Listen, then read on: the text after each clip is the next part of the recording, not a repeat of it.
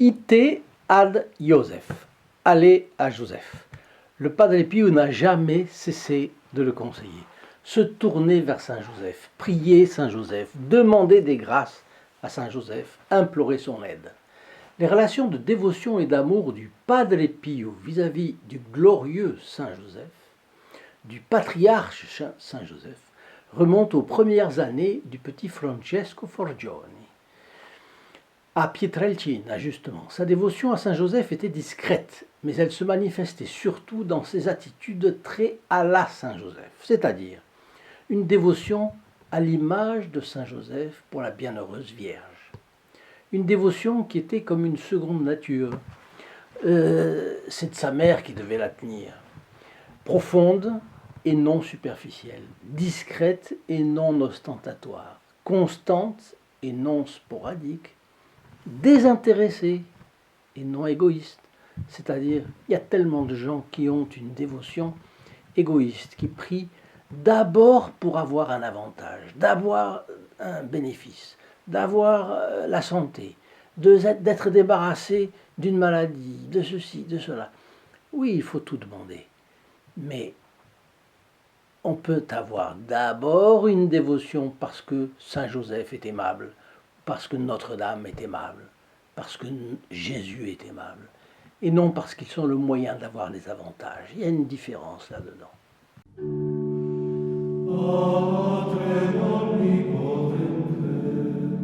Chers amis fidèles du Padre Pio, bonjour. Mon nom est Jean Goyard et vous assistez au programme sur les pas du Padre Pio. Notre conversation d'aujourd'hui va nous montrer le Padre Pio dans sa relation privilégiée avec Saint Joseph. Saint Joseph, époux très chaste de la Sainte Vierge, patron de la Sainte Église et terreur des démons. Ce sont ses trois principaux attributs. Je sais qu'on dit aussi qu'il est patron de la bonne mort, mais évidemment. Dans une chronique des premières années de la vie du Padre Pio, le père Benedetto da San Marco in Lamis, son confesseur et directeur spirituel, décrit les attaques diaboliques auxquelles le Padre Pio devait faire face. Et il observe sa plus tendre dévotion et sa confiance dans toutes ces occasions se porter vers la Sainte Vierge et vers Saint Joseph.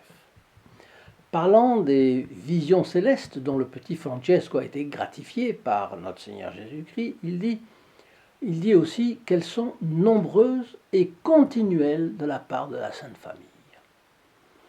Le Padre Pio recevait la Sainte Famille, c'est-à-dire Jésus, Marie et Joseph. Le Padre Pio a toujours enseigné à ses fils spirituels que la dévotion envers Saint Joseph est fondamentale dans la vie de tout chrétien. Pourquoi ? Parce que Saint Joseph est très puissant au ciel. Il est l'époux de la Vierge, donc nécessairement la personne la plus proche de la Vierge après Dieu. Et en plus, il a veillé sur Marie et a eu sur elle l'autorité du chef de famille, tout en étant plein d'une admiration affectueuse pour elle. Et de tous les instants, pour cette créature humaine parfaite qu'était Marie.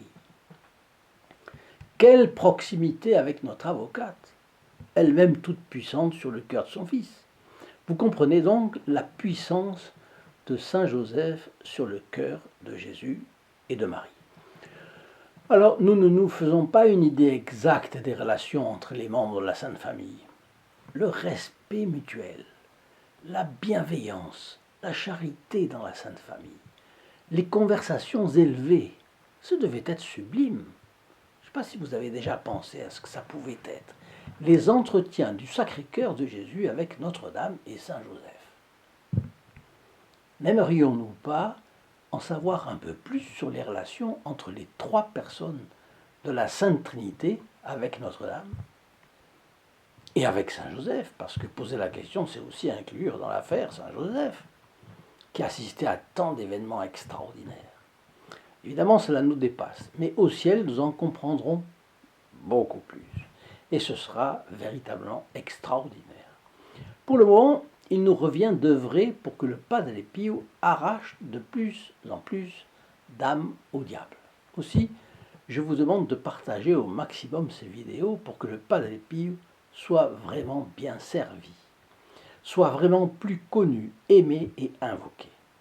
Alors j'en profite pour vous rappeler qu'ici-bas, dans la description de la vidéo, vous avez un lien bleu st-padre-pio.fr. Je vous invite à venir m'y retrouver pour découvrir tout ce que nous avons comme possibilité pour faire avancer la cause du Padre Pio, dès lors que nous tirons tous ensemble sur la corde.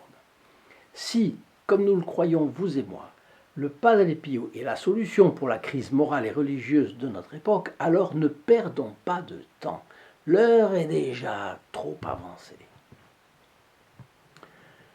Le Padre Pio distribuait souvent des images de Saint Joseph et écrivait au dos des exhortations ou des réflexions sur son pouvoir d'intercession. Et il y a plusieurs petits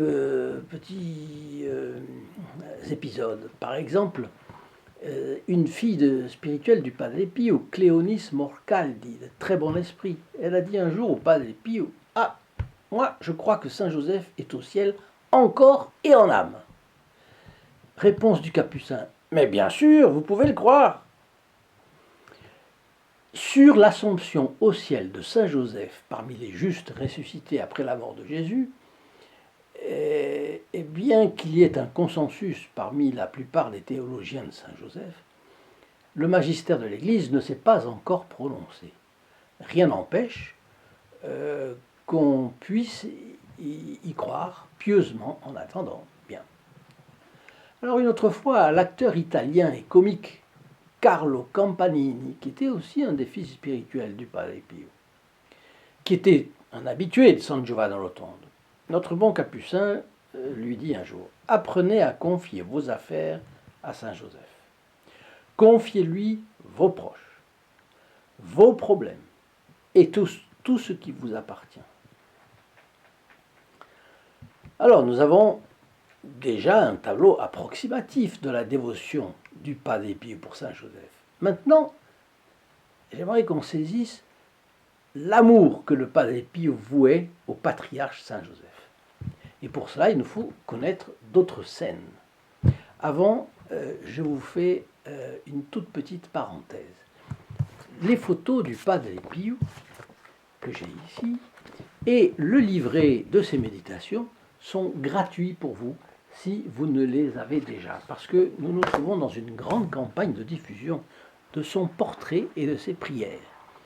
Il entre ainsi dans les familles et il y opère des merveilles. C'est un effort de la part des protégés du Padre Pio qui ont tout le mérite de cette campagne, puisque c'est eux qui la soutiennent sur le plan matériel. Alors, veuillez prier pour eux, au moins un Ave Maria, puisqu'ils ont permis ou vont permettre que ces photos arrivent chez vous.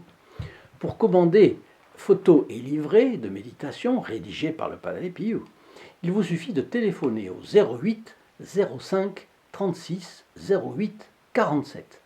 Appel gratuit pour la France métropolitaine, prix d'un appel local pour les dom-toms, et pour ceux qui habitent le Canada, le numéro différent, c'est le 1 844 398 88 67.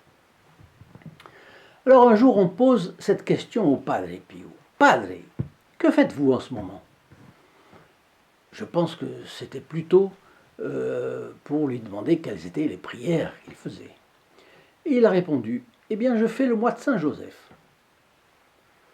Alors, qu'est-ce que c'est que cela voulait dire? Qu'est-ce que ça veut dire le mois de Saint-Joseph? Eh bien, c'était une série de prières, assez longue d'ailleurs, que l'on adressait à Saint-Joseph tous les jours, pendant 30 jours d'affilée, normalement au mois de mars, et c'est en souvenir, ces 30 jours, en souvenir des 30 ans qu'il a passés auprès de Jésus lors de leur vie commune à Nazareth, ce qu'on appelle la vie cachée de notre Seigneur Jésus-Christ. On appelait même cette dévotion du nom poétique de manteau de Saint-Joseph, c'est-à-dire se mettre sous la protection de son manteau sacré. C'était réciter ses prières pendant 30 jours.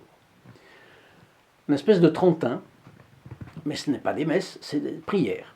Le Padre Pio connaissait cette dévotion et donc l'a pratiquée au moins quelques fois. Par la réponse qu'il a faite, c'est clair. En ce qui concerne le rosaire, il recommandait aussi à ses fils spirituels, quand vous priez le rosaire, après le Gloria de chaque dizaine, dites Saint Joseph, priez pour nous. Quand il les incitait à faire la méditation, il insistait aussi pour que les personnes prient Jésus, Notre-Dame et Saint Joseph chaque fois qu'ils allaient commencer. Donc là, Saint Joseph avait une place énorme dans la piété du Padre Pio. Dans la neuvaine irrésistible au Sacré-Cœur de Jésus que récitait le Padre Pio, on peut réciter un Salve Regina après les 3 prières à faire au long de la neuvaine. Pendant 9 jours, on prie les trois prières, ces 3 versets de l'Évangile auxquels on ajoute une prière, et voilà. Alors, après le Salve Regina, le Padre Pio ajoutait une invocation à Saint Joseph. Alors, au début, cette invocation était celle-ci. Saint Joseph, ami du Sacré-Cœur de Jésus, priez pour nous. Puis, il a changé pour une autre version. Il a dit, nous ne devrions pas l'appeler ami du Sacré-Cœur de Jésus, mais père putatif de Jésus. Et c'est vrai. Père putatif de Jésus, c'est encore plus qu'ami. Mais c'est pas ami-ami. C'est différent. La correction a trouvé un consensus autour du Padre Pio, dans son couvent, dans ses fils spirituels, même dans l'évêché, ce qui fait que, dans le diocèse, ce qui fait que l'archevêque de Manfredonia, pas celui qui l'a persécuté, c'est pas Monseigneur Gagliardi, non, c'est l'autre, un autre qui est venu bien après. L'archevêque de Manfredonia l'a approuvé officiellement. Donc, Saint Joseph, père putatif de Jésus, c'est joli ça.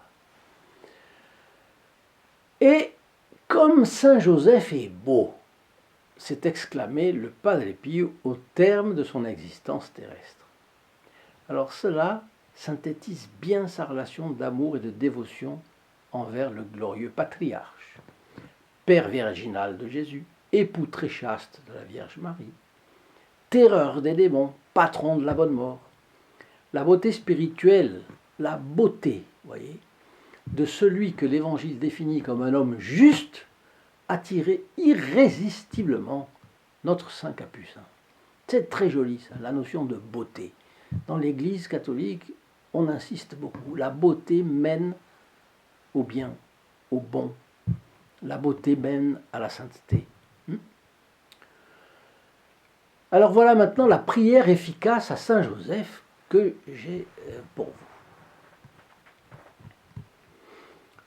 Ô chef suprême de la Sainte Famille, je vous vénère profondément et vous invoque de tout mon cœur. Vous avez déjà accordé réconfort, paix, grâce et faveur à d'innombrables âmes affligées qui vous ont invoqué avant moi. Daignez aussi consoler mon âme affligée qui ne trouve pas de repos parmi les angoisses qui l'oppressent.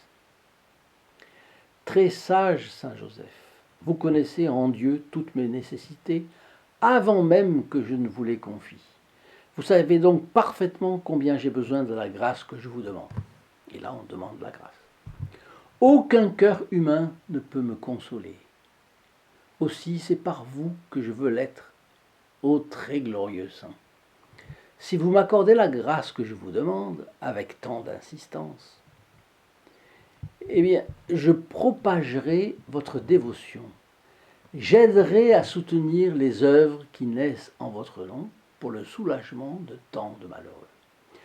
Ô Saint Joseph, consolateur des affligés, ayez pitié de ma douleur.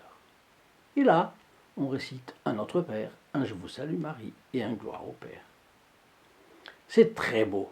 Eh bien, chers amis, fidèles du Padre Pio, je vous laisse et je vous dis à demain. Au revoir. In nome del Padre, del Figliolo e dello Spirito Santo, e così sia. Sia lodato Gesù e Maria, e